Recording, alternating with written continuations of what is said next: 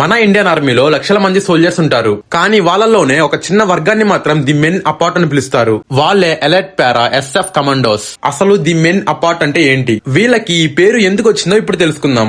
దీని గురించి తెలుసుకునే ముందు మీకు మన ఇండియన్ ఆర్మీ ఇష్టమైతే ఈ వీడియోకి లైక్ చేసుకోండి అండ్ ఇప్పుడే మన ఛానల్ ని సబ్స్క్రైబ్ చేసుకోండి.